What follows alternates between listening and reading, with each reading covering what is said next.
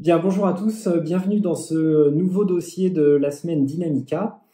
Je m'appelle Ludovic Rondini et aujourd'hui on va aborder une thématique qui m'est chère, qui est donc comment reconnaître un complément alimentaire de qualité. Pourquoi est-ce que c'est un sujet qui me touche beaucoup? Eh bien parce que j'ai plutôt l'habitude d'être conférencier et donner des cours en nutrition, en micronutrition, en phytothérapie. Et mon premier métier est en réalité de formuler des compléments alimentaires. Donc j'ai mis à ce jour, je pense, 200, 300, 400 peut-être, je les compte plus, compléments alimentaires sur le marché. Et c'est aussi pour moi l'occasion de vous faire voir un petit peu l'envers du décor. En gros, c'est vous transmettre les ficelles de mon métier pour vous aider à mieux choisir les produits de santé naturelle de votre quotidien.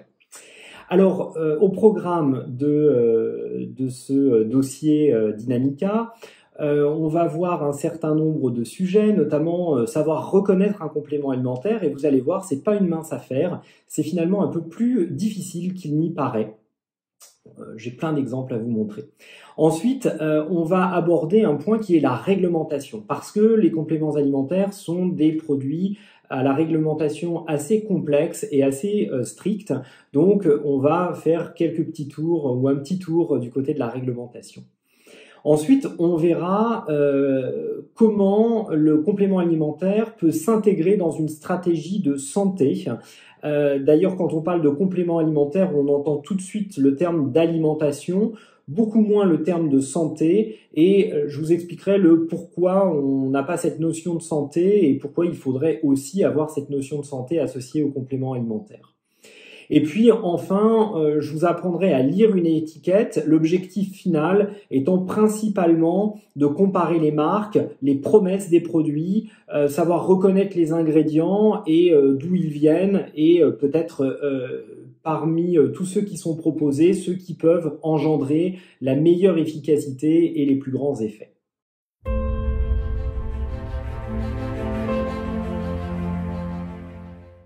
Alors commençons par un petit exercice très pratique, puisque j'ai voulu ce dossier très pratique, savoir reconnaître un bon complément alimentaire. Eh bien, je commence par un premier produit qui est en réalité une tablette de chocolat.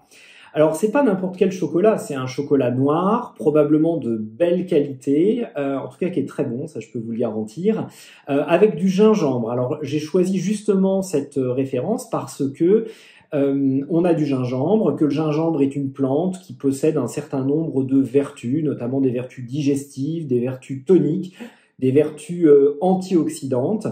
Bon, et voilà, première question, est-ce que cette tablette de chocolat avec du gingembre à l'intérieur est un complément alimentaire? Alors, la réponse est clairement non. Ça, il s'agit en réalité d'un produit de consommation courante. C'est une tablette de chocolat. D'ailleurs, vous pouvez voir qu'il n'y a à aucun moment mentionné complément alimentaire.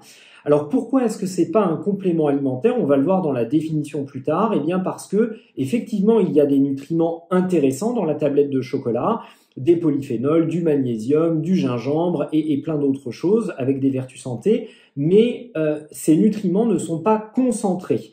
Ils ne sont pas en quantité supérieure à ce que l'on pourrait avoir dans un aliment classique. C'est pour ça qu'ils ne répondent pas, cette tablette de chocolat ne répond pas à la définition du complément alimentaire. Après, on peut prendre un autre exemple qui est de la margarine. Donc, vous voyez ici, j'ai Proactive Expert. D'ailleurs, peu importe le nom de marque, j'aurais pu en choisir une autre. Donc, sur l'emballage, je vois des choses intéressantes. Je vois notamment qu'elle réduit le cholestérol. Donc là, je suis tout de suite dans un univers santé.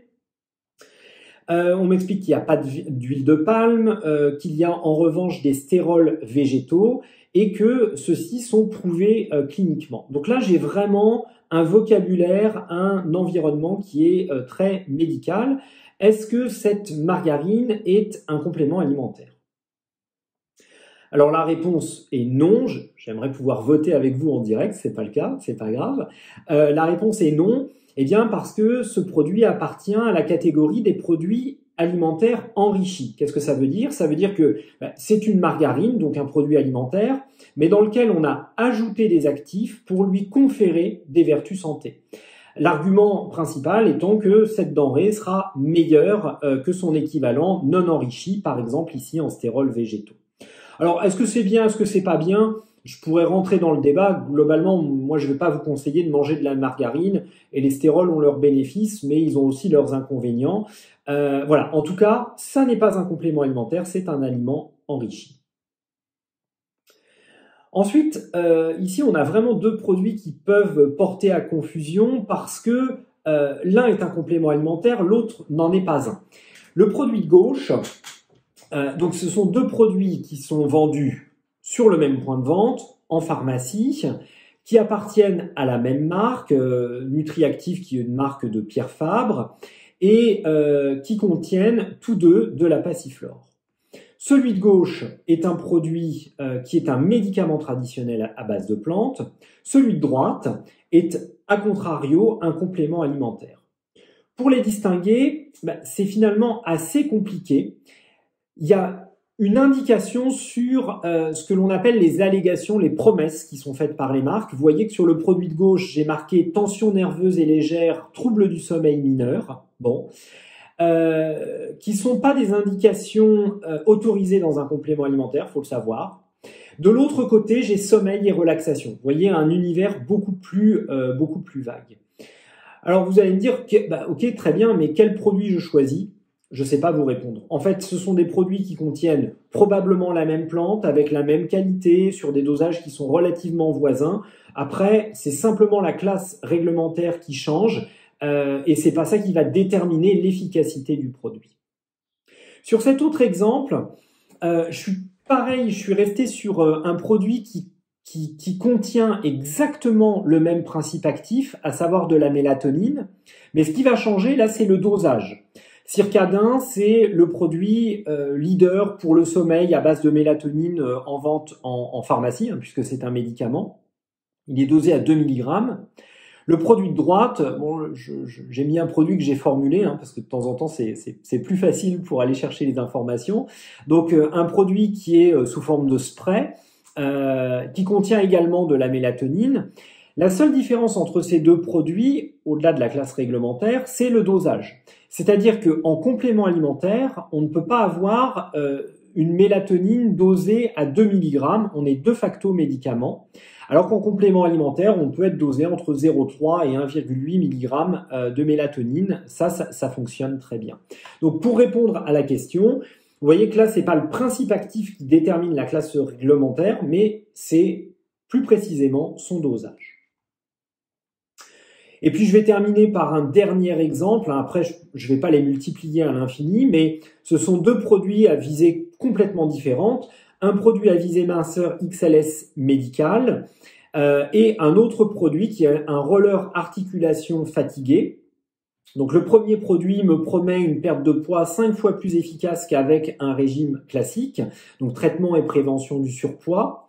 Le produit de droite est un produit probablement qui contient des huiles essentielles, des substances antalgiques.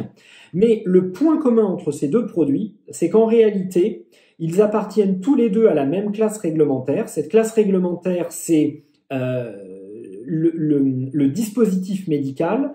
Et en réalité, c'est pas tant le contenu du produit qui va conférer son activité, mais plus en fait son mode d'action qui est une action mécanique.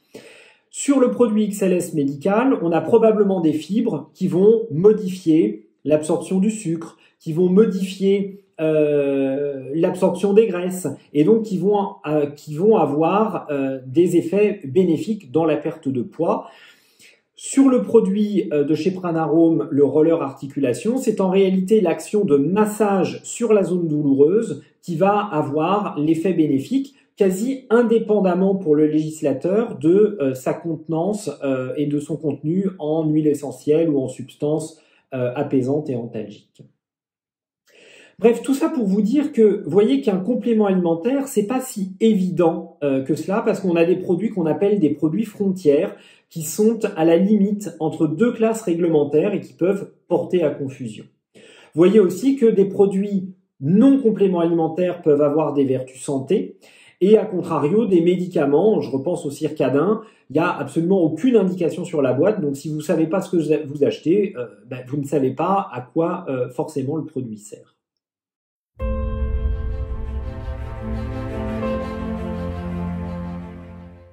Alors, finalement, est-ce que le complément alimentaire est bien défini?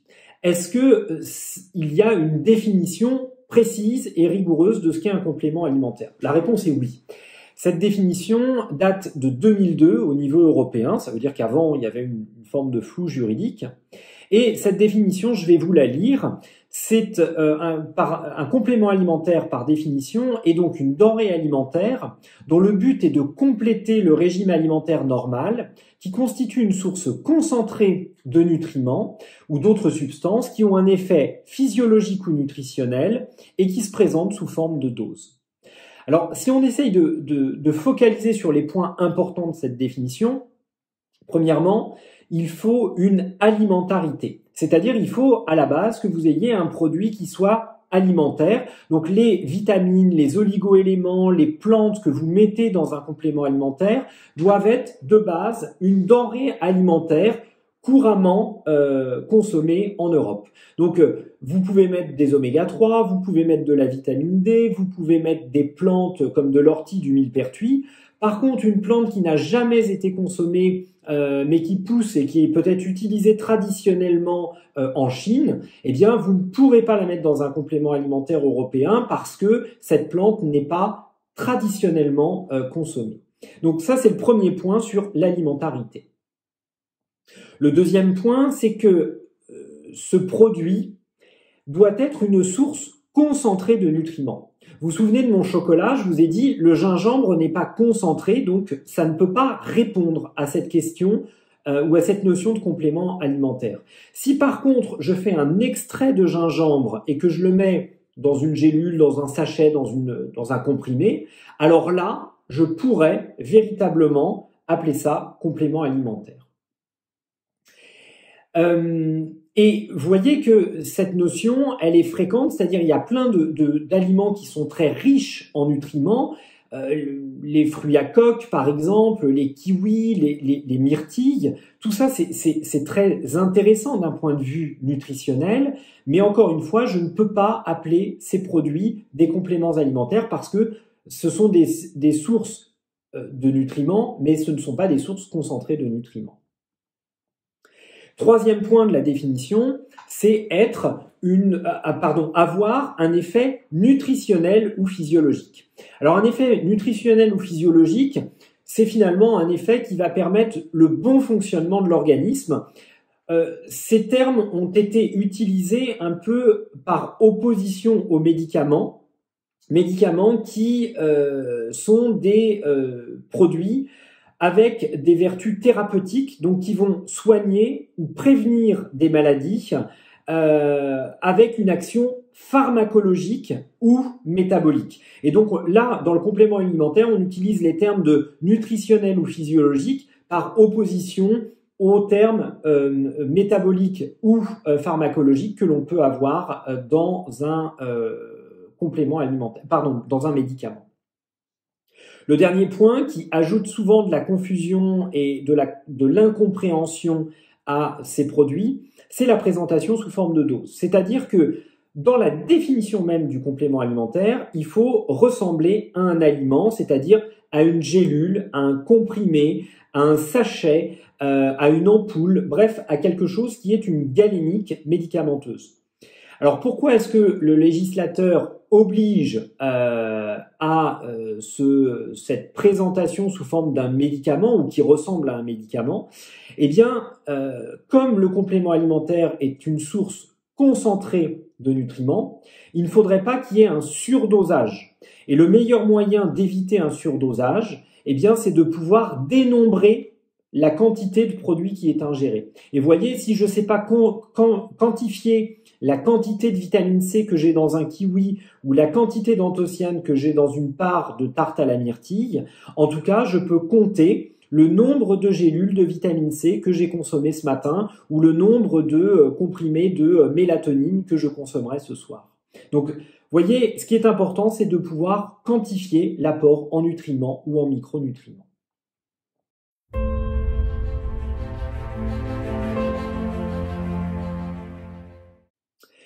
Alors, l'autre question qui est souvent posée et mal comprise, c'est à quoi sert un complément alimentaire? Parce que si je réfléchis à la terminologie, vous comprenez que complément alimentaire, ce serait donc un produit qui viendrait compléter l'alimentation. Et souvent, ce qui est fait comme objection au complément alimentaire, c'est de dire, mais si mon alimentation est équilibrée, alors je n'ai pas besoin de la complémenter. C'est vrai, sauf qu'en réalité, c'est oublier que le complément alimentaire ne vient pas simplement pour corriger une carence ou un besoin accru. Ok, je fais beaucoup de sport, donc où je suis très stressé, je perds beaucoup de magnésium, donc je peux avoir des besoins complémentaires qui ne sont pas forcément satisfaits par mon alimentation. Mais c'est aussi, et il faut aussi intégrer dans la définition et dans l'utilité du complément alimentaire, et là c'est vraiment la directive européenne et sa transposition française, hein, donc je suis vraiment dans des notions de droit, pas d'interprétation. C'est également prévenir la survenue de maladies humaines.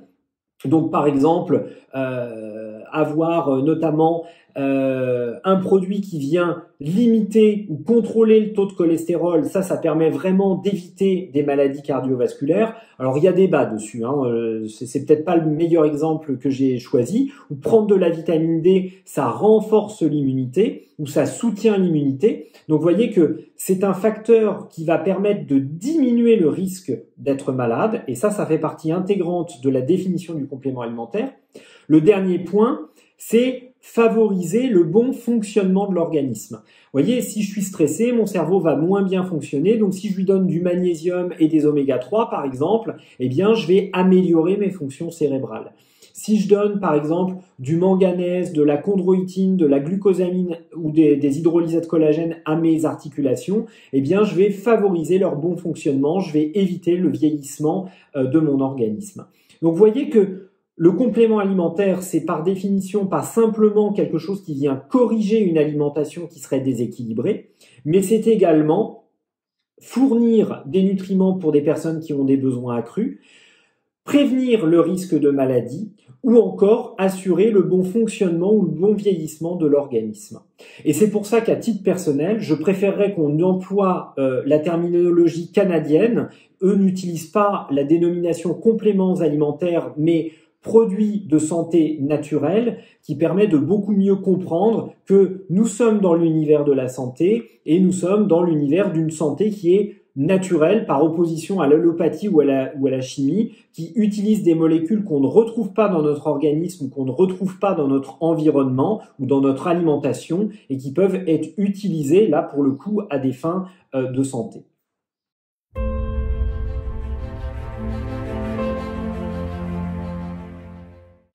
Alors, autre point aussi qui est relativement ambigu au niveau du complément alimentaire, c'est finalement son utilisation. Si je regarde dans les textes de loi, je me rends compte qu'un complément alimentaire, normalement, s'adresse à une personne qui est en bonne santé. Et donc, vous allez me dire, si elle est en bonne santé, a priori, elle n'a pas besoin de complément alimentaire. Bon. En réalité, les choses sont un peu plus... dans la vraie vie, on n'est pas ou malade ou en bonne santé. Alors si, bien sûr, il y a des critères qui définissent que vous êtes en bonne santé ou vous êtes malade. Mais imaginons par exemple une personne qui est irritable, agressive, sans être dépressive. Imaginons une personne qui a un prédiabète. Un prédiabète, la personne n'est pas diabétique. Pourtant, elle a bien des fluctuations de sa glycémie qui sont en dehors des normes ou en dehors de la norme. Bien, vous voyez, ça, ce sont typiquement des personnes à qui on va pouvoir conseiller des compléments alimentaires. Parce que ça va permettre de maintenir ou d'éviter qu'ils tombent dans une situation où ils vont devenir malades. Donc, des personnes bien portantes qui veulent rester en bonne santé ou qui ont des besoins accrus, ça c'est une première cible. Deuxième cible, des personnes qui commencent à avoir des troubles physiologiques qu'on va pouvoir soutenir avec des compléments alimentaires.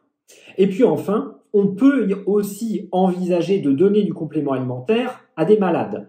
Alors, pas pour guérir leur maladie, mais plus exactement pour essayer de potentialiser, d'améliorer les choses.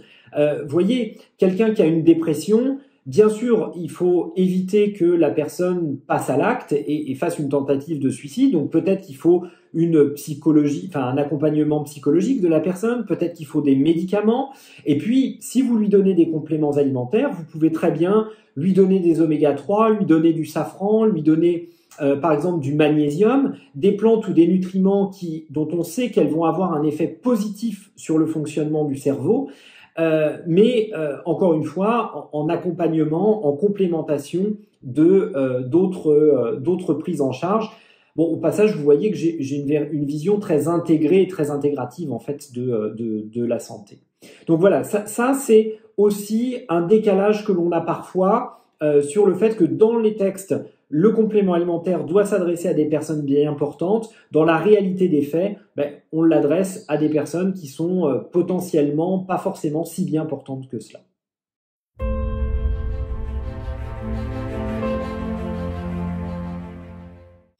Alors, autre point qui est relativement précis, c'est ce que l'on peut mettre dans un complément alimentaire. Dans un complément alimentaire, on peut mettre des nutriments, c'est-à-dire des vitamines, des oligo-éléments, des minéraux. On peut mettre aussi des substances à but nutritionnel ou physiologique, c'est-à-dire des oméga 3, des acides aminés, du coenzyme Q10 et autres antioxydants. Donc ça, c'est intéressant parce que, encore une fois, ça va permettre un bon fonctionnement de l'organisme. On peut mettre également des plantes ou des préparations à base de plantes. Donc ça, c'est tout l'univers de la phytothérapie qui rentre dans le complément alimentaire. Donc les plantes, vous les connaissez bien, vous connaissez le curcuma, vous connaissez l'artichaut, vous connaissez le radis noir, vous connaissez le safran, etc., etc. Donc tout ça, ce sont des produits que l'on peut mettre, des ingrédients qu'on peut mettre dans un complément alimentaire. Ensuite, on peut mettre des ingrédients d'origine animale non purifiés. Alors ça, c'est vraiment la terminologie en fait réglementaire. Mais si je vous parle de gelée royale, de cartilage de requin, de glucosamine ou de chondroïtine, là vous allez beaucoup plus facilement comprendre que ce sont des extraits ou ce sont des parties ou de produits qui viennent soit de la ruche, soit d'animaux qu'on utilise à des fins nutritionnelles. Et puis vous avez également des probiotiques que vous pouvez utiliser, c'est-à-dire des bactéries que vous allez pouvoir ingérer et qui vont avoir des effets bénéfiques sur l'organisme. Vous avez aussi des plantes qui n'étaient pas traditionnellement, des plantes ou des substances qui n'étaient pas traditionnellement consommées en Europe, mais qui ont fait la preuve de leur sécurité, c'est ce qu'on appelle les novel foods, et qui peuvent entrer dans la composition des compléments alimentaires. Ça, c'était pour la partie active. Ensuite, on a également une partie qui est non active, ce qu'on appelle les additifs, qui ont des vertus diverses et variées, par exemple d'aromatiser le produit s'il n'est pas bon, de permettre un meilleur remplissage, de permettre la compression du comprimé. Voilà, donc ce sont des auxiliaires technologiques qui vont avoir une nécessité dans le produit, même s'ils ne vont pas avoir une activité à proprement parler. Et je reviendrai dessus parce que certains sont relativement neutres, d'autres sont beaucoup plus embêtants et il vaut mieux les fuir ou en tout cas les éviter. Et donc ça peut être aussi un critère de choix important sur la qualité de vos compléments alimentaires.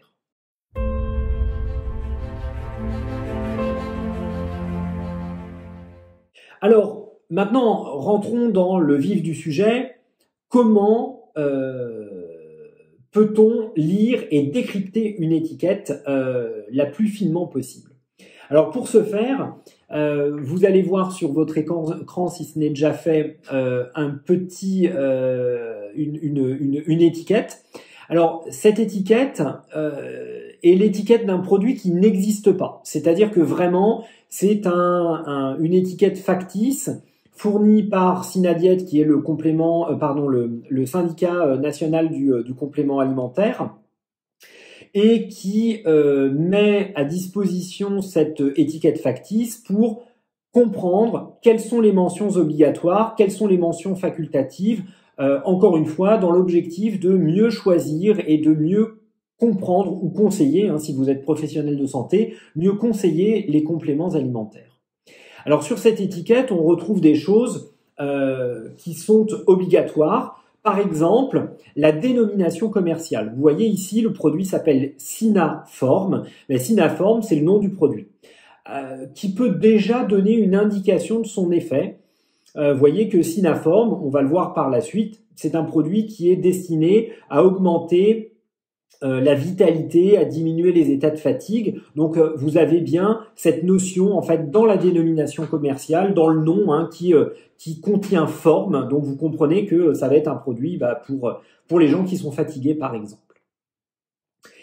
Vous voyez que juste en dessous, vous avez également la mention complément alimentaire. Et ça, c'est une obligation. Ça veut dire qu'à chaque fois que vous allez avoir un complément alimentaire, ça va être clairement écrit sur la boîte et généralement sur la face avant pour que ce soit tout de suite visible et que le consommateur puisse comprendre qu'il est bien face à un complément alimentaire. Alors après, on a d'autres mentions légales toujours dans la face avant. Le poids net, alors je vous avouerai que ça c'est une des dernières informations que je regarde parce que c'est pas très intéressant. Ça m'intéresse quand j'achète des carottes, mais quand j'achète un complément alimentaire, ça m'intéresse moins. Je suis plus intéressé par le 60 comprimés parce que 60 comprimés, au moins ça me dit clairement combien de portions, combien de doses j'ai potentiellement dans ma boîte. Et puis, toujours sur cette face avant, j'ai des mentions qui sont facultatives.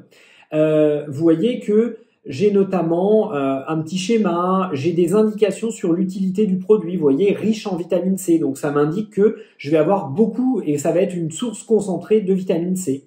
Et puis ça me donne aussi une indication sur son utilité. Vous voyez, le guarana contribue à réduire la fatigue. Là aussi, j'ai une information sur l'indication, sur l'effet principal du produit. Bon, ça, c'est une mention qui est obligatoire quand le produit est certifié, ce qui est le cas sur cet exemple. Nous avons un produit issu de l'agriculture biologique, donc vous avez les deux logos. Celui qui est obligatoire, qui contrairement à ce que vous pouvez penser, est celui du bas, c'est-à-dire le petit logo vert avec la feuille et les petites étoiles du drapeau, enfin les mêmes étoiles que sur le drapeau européen. Donc ça, c'est le logo de l'Union européenne qui signifie que le produit est issu de l'agriculture biologique. Et si vous êtes en France ou vous vivez en France, vous connaissez généralement beaucoup plus le logo du haut, le AB pour agriculture biologique, qui est un logo facultatif, mais que souvent les opérateurs mettent parce que les gens y sont habitués. Bon, pour l'instant, rien de très transcendant sur cette étiquette. Si je vais maintenant à l'arrière du produit, là je vais avoir des informations beaucoup plus intéressantes pour définir un complément alimentaire de qualité ou pas. Les 3 points qui sont les plus importants à regarder, c'est premièrement la déclaration des ingrédients, c'est-à-dire la liste des ingrédients. Pourquoi? Parce que cette liste est classée par ordre décroissant d'importance pondérale. Ça veut dire que l'ingrédient le plus présent est mentionné en première position, celui qui est le moins présent en dernière position. Deuxième chose qu'il faut regarder de manière impérative, c'est l'information nutritionnelle ou le tableau qui permet de savoir à la dose recommandée, ici 2 comprimés par jour, combien d'actifs je vais apporter. Ici, pour 2 comprimés, qui est la dose recommandée, je vais avoir 85 mg d'acérola, apportant 20 mg de vitamine C, 225 mg de guarana, apportant 40 mg de caféine. Donc ça me permet de savoir précisément à la dose recommandée la quantité de nutriments qui va être apportée. Troisième point que je dois regarder ou qui pour moi est utile, c'est ce que l'on appelle le responsable de la mise sur le marché. Ici, le Synadiète a mis son adresse, évidemment ils mettent rien sur le marché, mais c'est voilà l'adresse. Et vous voyez qu'ici on est sur une adresse qui est basée à Paris, en France. C'est important parce que ça veut dire que s'il y a un problème avec ce produit, eh bien la consommation, la responsabilité sera par la personne qui est sur l'étiquette, le responsable de l'étiquetage. Alors évidemment, c'est beaucoup plus facile d'aller chercher la réparation d'un problème éventuel avec une société qui est basée en France ou en Europe qu'avec une société qui est basée potentiellement aux États-Unis, au Royaume-Uni maintenant qui font plus partie de l'Europe ou dans un pays un peu plus lointain. Donc vous voyez, ça c'est les 3 points vraiment qu'il faut regarder. Alors si je regarde maintenant un peu plus dans le détail, vous voyez que la composition des ingrédients ou la déclaration des ingrédients est aussi intéressante parce que ça va me permettre d'avoir des informations qualitatives sur la forme d'apport. Vous voyez par exemple ici, j'ai un extrait sec de guarana titré en caféine, donc ça veut dire que j'ai un extrait qui va m'apporter toujours la même quantité de caféine, donc c'est quand même un gage de qualité. J'ai aussi le nom latin quand il s'agit d'une plante, parce que ça me permet vraiment de vérifier que je suis avec la bonne espèce. Et puis, j'ai également une information concernant la partie de plante utilisée. Concernant le guarana, vous voyez qu'ici, c'est la semence, la graine, hein, si vous préférez, qui est utilisée pour faire cet extrait, enfin ce complément alimentaire. Alors, on le verra quand on verra les oligo-éléments. C'est aussi dans cette déclaration des ingrédients que vous allez pouvoir trouver les formes d'apport pour savoir quel type de magnésium, de fer ou de zinc ou de vitamine A vous allez avoir dans la formule. Et donc, tout ça, c'est des choses complémentaires et intéressantes. Il y a une dernière petite particularité, vous le voyez, c'est le fait qu'il y ait un émulsifiant. Alors en soi, c'est pas dramatique, mais voyez que lécithine de soja est mentionnée en gras. Alors pourquoi? Eh bien parce que ça c'est la même chose que dans un aliment classique. À chaque fois que vous avez un allergène, eh bien vous êtes obligé de le mettre soit en gras, soit en lettres capitales, soit souligné. Bref, il faut que ils ressortent des autres ingrédients pour que les personnes qui sont atteintes d'hypersensibilité, d'intolérance ou d'allergie puissent tout de suite le voir et potentiellement ne pas consommer ce produit. Alors, le tableau d'information nutritionnelle, je vous ai presque tout dit à ce stade, c'est vraiment ce qui va permettre de comprendre combien le produit va m'apporter de nutriments et en quelle quantité. Et ça, je peux vous faire un petit commentaire. Là, vous voyez, en fait, on est sur des apports qui sont assez faibles. L'acérola, 85 mg et 20 mg de vitamine C. Et le guarana avec 40 mg de caféine. Vous buvez un café même pas serré et vous consommez un kiwi et vous aurez le triple des apports pour la vitamine C et la caféine. Donc le but du jeu ici, c'était vraiment d'utiliser en fait cette étiquette pour ses vertus pédagogiques, hein, vous l'avez compris. Personnellement, j'achèterai jamais ce complément alimentaire et pourtant j'achète régulièrement des compléments alimentaires parce qu'il y en a plein de très bons sur le marché. Voilà, alors après, vous avez d'autres informations, comme par exemple les précautions d'emploi. Donc, vous voyez, ici, on est avec un produit qui contient de la caféine et dès que vous avez une plante ou une substance qui apporte de la caféine, alors vous avez obligation de déconseiller le produit aux femmes enceintes et aux enfants parce que ce sont des populations qui potentiellement pourraient être sensibles à la caféine et auprès desquelles il faut déconseiller l'utilisation de caféine ou la prise de caféine. Alors, une petite astuce, si vous voulez voir si un produit est déclaré, alors on parle souvent de notification parce qu'on ne parle pas de déclaration pour un complément alimentaire en France, eh bien vous pouvez utiliser le site de la DGCCRF. Je vous ai mis en fait l'adresse du site là sur cette page et en vous rendant sur ce lien, vous pourrez rentrer et trier les produits soit par nom de marque, soit par dénomination commerciale. Et si le produit apparaît, alors ça veut dire que il a fait l'objet d'une notification auprès de la DGCCRF et des autorités françaises. Ça ne veut pas dire que ce produit est efficace, ça ne veut pas dire que ce produit est bon de manière générale, ça veut juste dire que l'opérateur s'engage à respecter la réglementation en vigueur et les bonnes règles d'étiquetage avec toutes les mentions obligatoires. Donc c'est généralement plutôt un gage de qualité de retrouver le produit que vous consommez ou sur cette base de données voilà, qui est gratuite et libre d'accès au niveau de la DGCCRF.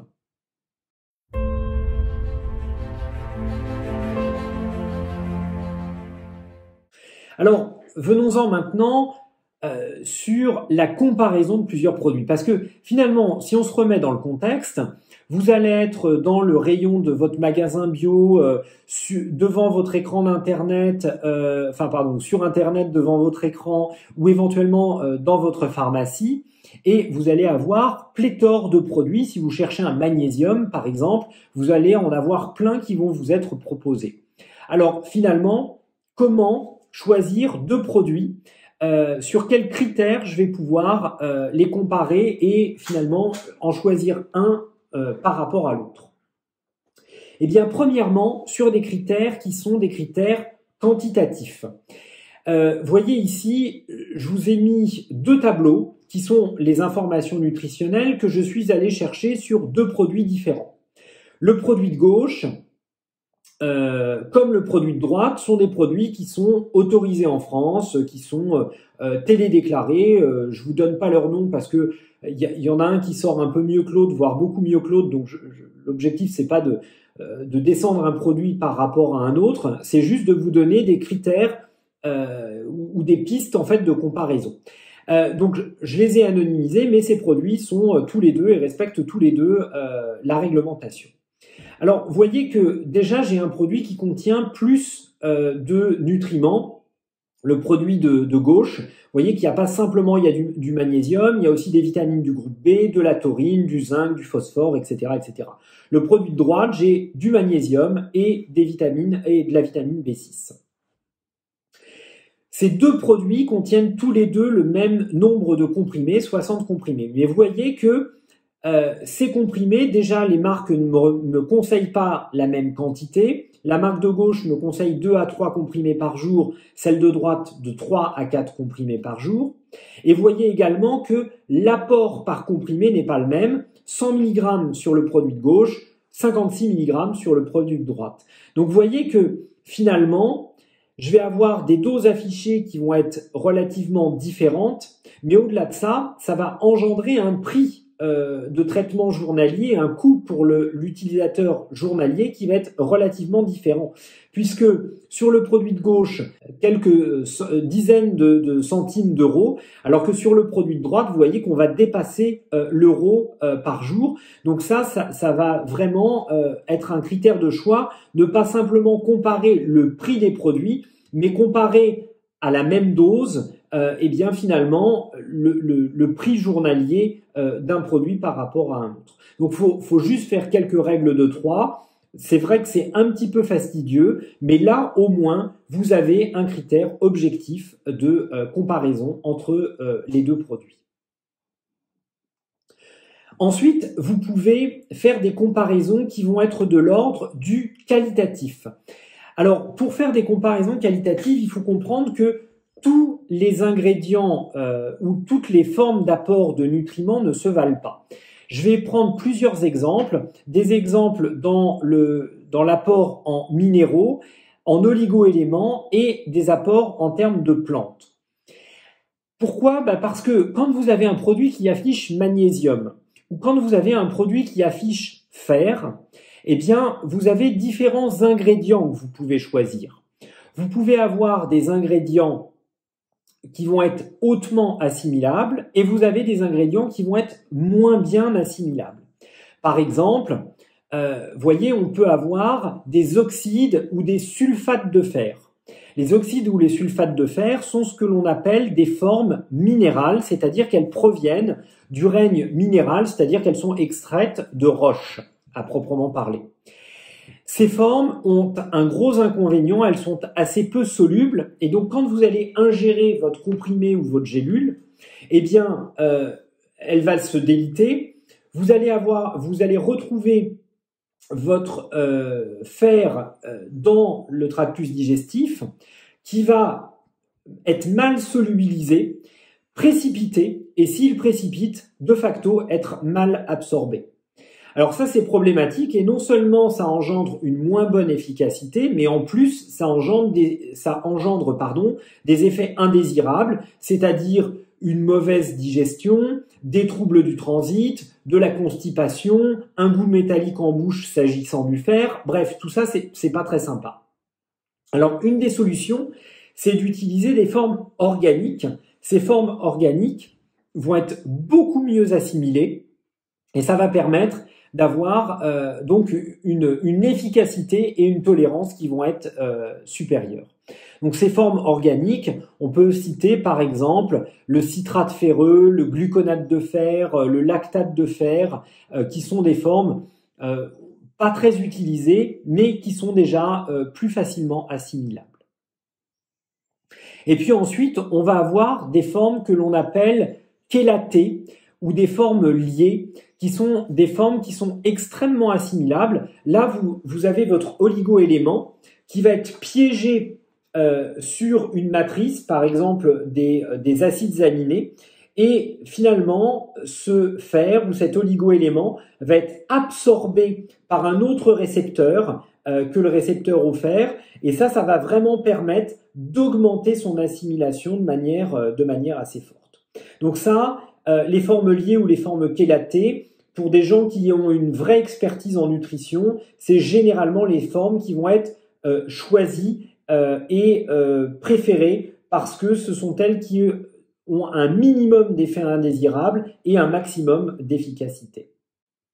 Alors d'ailleurs, je vous ai mis ici un petit schéma récapitulatif avec, sur l'exemple du fer, les différentes formes d'apport et leur assimilation.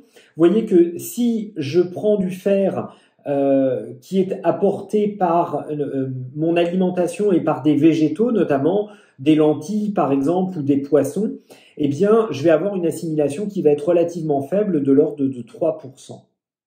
Si maintenant je consomme de la viande ou de la viande rouge, le fer va être sous forme héminique, c'est la forme que l'on retrouve en fait dans le sang, et ce fer héminique a un pourcentage d'absorption qui est aux alentours de 23%, une vingtaine de pourcents. Si maintenant je vais chercher du sulfate de fer, qui est la forme que l'on va retrouver dans de nombreux médicaments, dont le fameux tardiféron, qui est le médicament à base de fer le plus prescrit en France, eh bien, vous allez avoir une assimilation qui est de l'ordre de 27%. Vous voyez que 27%, c'est simplement un quart de ce que vous ingérez qui est assimilé. Et c'est pour ça que bien, vous avez des inconforts digestifs, constipation, goût métallique en bouche liés à la consommation de ce médicament. Et puis, quand vous allez aller sur des formes liées, par exemple des bisglycinates de fer, eh bien là, vous allez avoir une absorption qui va être de 91%, et donc ça va être bien meilleur en termes d'assimilation et de tolérance. Vous pouvez aussi avoir d'autres formes qui sont des formes dites liposomales. Alors ça, ce sont des formes qui sont pas encore très utilisées, mais qui sont véritablement intéressantes parce qu'elles vont permettre d'augmenter l'absorption ou de ralentir l'élimination. Vous voyez ici, je vous ai mis deux courbes concernant la vitamine C. Une non liposomale, c'est la courbe orange, et l'autre, la grise, qui est la forme liposomale. Alors, comment comparer en fait ces courbes? Parce que peut-être que vous n'avez jamais fait d'études de pharmacie et que vous n'avez pas de notion de pharmacocinétique. En fait, en ordonnée, donc sur l'axe vertical, vous avez la concentration dans le sang de vitamine C, et sur l'axe horizontal, l'axe des abscisses, vous avez le temps en heures. Le principe, c'est qu'on vous fait ingérer une même quantité de vitamine C ici 500 mg si ma mémoire est bonne, et ensuite vous allez faire des dosages sanguins réguliers, et vous voyez que avec la forme liposomale, vous allez avoir une concentration qui va être supérieure, et surtout une élimination qui va être plus faible. Ça permet d'avoir finalement une augmentation de la concentration dans le sang, et c'est très intéressant parce que justement, quand on veut se prémunir de maladies hivernales, il y a tout intérêt à avoir des taux de vitamine C qui sont maximum. Donc vous voyez qu'en utilisant une vitamine C par exemple liposomale, vous allez avoir un effet qui va être supérieur à une autre forme de vitamine C. Et puis le dernier exemple que je pourrais prendre, c'est celui des plantes, parce que les plantes, quand on fait de la phytothérapie, on sait qu'il y a plein de moyens de préparer en fait une plante. Le premier point, c'est tout simplement de ne pas la préparer, c'est-à-dire de la réduire sous forme de poudre. Vous me direz, c'est quand même une forme de préparation pendant laquelle il peut y avoir une perte en principe actif. Et donc, on prend une plante. Ici, j'ai choisi l'ashwagandha parce que j'adore l'ashwagandha. C'est une plante ayurvédique qui est très intéressante pour faire baisser le taux de cortisol. Et chez les personnes stressées, cette plante fonctionne particulièrement bien. Donc, je peux prendre ma racine d'ashwagandha, la broyer, avoir une poudre de plante. Là, j'ai un produit qui est très peu transformé, à part un broyage ou un cryobroyage. Mais je ne vais pas forcément concentrer beaucoup les nutriments. Donc ça, c'est un produit intéressant d'un point de vue phytothérapeutique, mais d'un point de vue tarifaire, probablement relativement bon marché, parce que j'ai pas de facteur de concentration. Ensuite, je peux utiliser des extraits qu'on appelle des extraits ratio. Alors un extrait ratio, ça veut dire que je vais, ici par exemple pour 200 mg de plantes, eh bien fabriquer 50 mg d'extrait. Et vous voyez que j'ai un facteur de concentration qui est x4. Dit autrement, avec 1 kg d'extrait, je vais faire 250 grammes, avec 1 kg de plantes ou avec 4 kg de plantes, c'est plus simple, je vais le prendre comme ça. Avec 4 kg de plantes, je vais faire 1 kg d'extrait. Vous voyez que j'ai un facteur de concentration d'un facteur 4. Donc évidemment, ça nécessite d'utiliser plus de plantes. Ça va me permettre de faire un extrait qui est plus concentré. Et donc évidemment, ça va être un extrait ou un produit qui risque d'être plus qualitatif et donc plus cher. Ensuite, j'ai une troisième qualité d'extrait qui est ce qu'on appelle les extraits titrés. Vous vous souvenez, comme dans le produit Factis que je vous ai présenté précédemment, il y avait un extrait de guarana titré en caféine. Eh bien, voyez, si j'utilise un extrait titré à 20% de withanolide, eh bien, ça permet vraiment d'avoir un apport précis des actifs. Les withanolides, ce sont les principes actifs de l'ashwagandha qui engendrent l'effet sur le cortisol et les bénéfices sur le sommeil. Et donc là, c'est évidemment, on va me garantir une quantité minimale permettant d'avoir une efficacité beaucoup plus intéressante que si finalement j'ai un extrait mais dont je maîtrise pas forcément la quantité d'actifs à l'intérieur de cet extrait. Et puis enfin, je peux choisir un extrait qui est titré et qui en plus est objectivé. Alors objectivé, ça veut dire qui a bénéficié d'études cliniques. Donc là, je vous ai mis en fait des extraits ou des ingrédients qui sont, si vous voulez, fournis par des extracteurs, des gens qui fabriquent des ingrédients qui vont se retrouver dans les compléments alimentaires. Donc Shodan ou KSM 66, ce sont des extraits bien particuliers qui ont fait l'objet d'études cliniques, notamment vis-à-vis de la réduction du cortisol circulant ou vis-à-vis des troubles du sommeil et de la qualité du sommeil. Et ces extraits ont montré leur efficacité, notamment dans ces indications que je vous présentais précédemment, que je viens de vous décrire. Alors ça, les marques, c'est-à-dire le metteur sur le marché, celui qui va acheter l'ingrédient et le mettre en gélule, parce qu'en fait, il faut savoir que quand on crée un complément alimentaire, on choisit ses ingrédients, on fait sa recette, et ensuite on fait le comprimé ou la gélule, mais bien souvent, on fabrique pas un extrait de plante. C'est pas le laboratoire auprès duquel vous avez l'habitude d'acheter votre complément alimentaire, c'est pas un extracteur, c'est pas son métier en fait de faire des extraits de plantes. Donc ça, on va se fournir chez des gens dont c'est le métier et qui offrent différentes qualités, et vous choisissez en fait la qualité que vous souhaitez en fonction des indications, de votre marketing, de votre spécification, etc., etc. Là, je vous dis vraiment tout sur l'envers du décor et de mon métier. Bref, tout ça pour vous dire que c'est un peu comme quand vous achetez un ordinateur, si vous voulez. Vous voyez que votre ordinateur, c'est un Dell, c'est un Lenovo, c'est un Hewlett-Packard, c'est un etc., etc. Et dedans, dessus, vous avez parfois écrit Intel Inside. Ça veut dire que votre processeur est un Intel, mais votre ordinateur, c'est pas un Intel. C'est un processeur Intel qui a été mis dans une machine qui est d'une autre marque. Et ben là, c'était exactement comme ça qu'on peut fonctionner et comme ça qu'on fonctionne en créant une recette de complément alimentaire. Et donc évidemment, c'est ce qui explique que vous pouviez avoir une énorme variation de prix entre les produits parce que vous avez des qualités qui peuvent être extrêmement variables et vous pouvez aussi avoir derrière des efficacités qui sont extrêmement variables. Ok ? Donc derrière le terme ashwagandha, vous comprenez qu'il peut se cacher plein d'extraits et de préparations différentes avec des efficacités qui peuvent être extrêmement variables. Allez, le dernier point sur lequel vous pouvez faire un petit peu attention, c'est sur la partie non active, les excipients. Là encore, on va chercher cette information dans la liste des ingrédients. C'est là que vous allez trouver en fait la forme d'apport ou la présence des excipients, alors qui sont systématiquement précédés de leur fonction. Vous voyez ici, j'ai mis l'exemple d'une étiquette où vous allez avoir marqué anti-agglomérant. Anti-agglomérant, vous comprenez que c'est un produit qui va éviter que le produit prenne en masse et pour avoir un bon remplissage dans la gélule ou un comprimé qui ne devienne pas tout rabougri, tout moche. Voilà. Donc là, on a des anti-agglomérants finalement assez neutres. Hein. Le stéarate de magnésium ou la gomme d'acacia sont des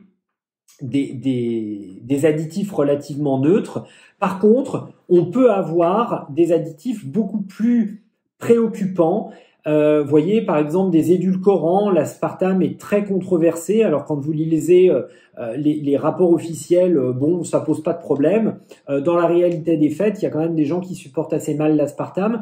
Les polysorbates aussi, qui sont présents dans certains compléments alimentaires qui sont sous forme huileuse ou émulsifiée, que vous allez aussi beaucoup retrouver dans des crèmes glacées, des mayonnaises, des sauces de basse qualité. Et ces polysorbates, pour développer un peu cet exemple, sont des nutriments qui sont problématiques, des additifs qui sont problématiques parce qu'ils vont avoir un effet négatif sur le microbiote intestinal. Ils vont provoquer des dysbioses et potentiellement une diminution des populations bactériennes. Donc vous voyez que là aussi, il faut faire attention aux additifs qui sont employés parce que certains peuvent être particulièrement controversés.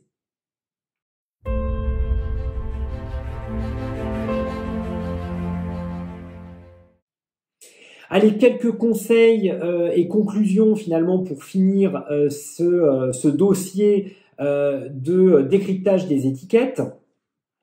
Les points sur lesquels vous devez être vigilant. Moi, je pense qu'un des premiers points, c'est qui est le metteur sur le marché. Est-ce que c'est une société française ou européenne ou est-ce que c'est une société étrangère ?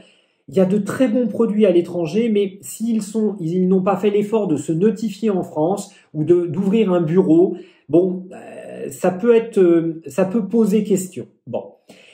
Le deuxième point, c'est vraiment regarder l'analyse nutritionnelle parce que finalement, ce qui fait la qualité, c'est quel apport qualitatif de nutriments à la dose conseillée. Est-ce que vraiment j'ai des nutriments en bonne concentration? Et ça doit être un critère de choix. Évidemment, je vous invite à choisir des produits qui sont concentrés en nutriments parce que s'ils sont concentrés, et plus ils sont concentrés, plus ils ont des chances d'être efficaces. Ensuite, pour véritablement savoir si un produit est cher ou n'est pas cher, vous n'avez pas de solution. Il faut faire une petite règle de 3 pour recalculer le coût de traitement journalier ou le coût de traitement à la dose conseillée pour vraiment avoir le rapport quantité-nutriment. Et puis enfin, c'est savoir regarder les formes d'apport. Est-ce que les plantes sont des extraits ratios, des extraits titrés, des extraits objectivés? Vous comprenez qu'en fait, tout ça, ces 3 types d'extraits ne coûtent absolument pas le même prix. Donc, comptez sur les marques pour communiquer. Et si vous n'avez rien de mentionné, ça veut dire que globalement, vous avez un extrait relativement standard. Si à l'inverse, vous avez de la communication dessus, vous aurez probablement un extrait qui est plus qualitatif.